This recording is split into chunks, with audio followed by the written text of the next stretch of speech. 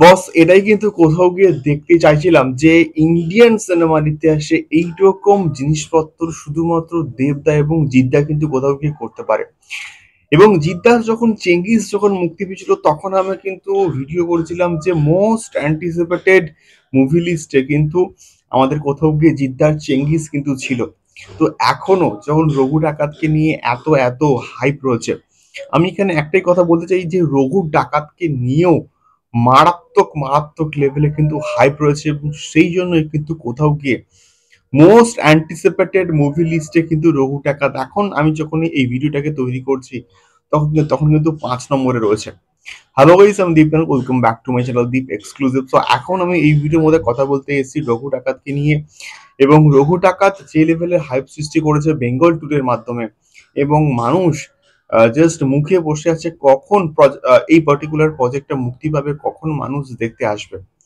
তো most anticipated movie লিস্টে আইএমডিবিতে কিন্তু এখন ইন্ডিয়ার যে কটা প্রজেক্ট মুক্তি পাচ্ছে এবং তার মধ্যে সব থেকে ম্যাক্সিমাম কিন্তু রয়েছে মিরাই, দে কল হিম ওজি, তারপরে the the bats of Bollywood কিন্তু আছে।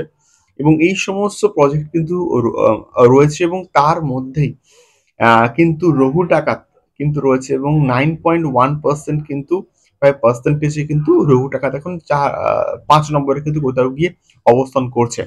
এবং এটাও একটা হিউজ লেভেলে অ্যাচিভমেন্ট যে গ্লোবাল মানে প্যান ইন্ডিয়া লেভেলে এই পার্টিকুলার প্রজেক্টটাকে নিয়ে এই লেভেলের হাইপ সৃষ্টি হয়েছে। এইটা কোথাও গিয়ে গর্বেরও কিন্তু বিষয়পত্র। এবং এখনো অবধি কিন্তু ছবিটার মুক্তি পেতে কিন্তু বেশ কয়েকটা দিন বাকি রয়েছে এবং সেপ্টেম্বর মাসের আর জাস্ট কটা দিন বাকি।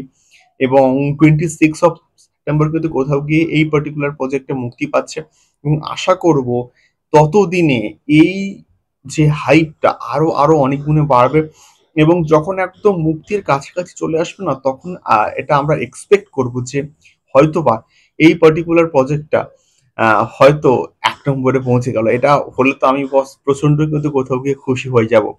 সো তোমরা বেশি বেশি করে মানে ভোট দাও রঘু ডাকাতকে, যাতে করে এই ব্যাপারটা আরো আরো অনেকটা অনেক বেশি পার্সেন্টেজ পায় এবং আহ, একদম 1 নম্বরে না হলেও কাছাকাছি যাতে করে পৌঁছায়।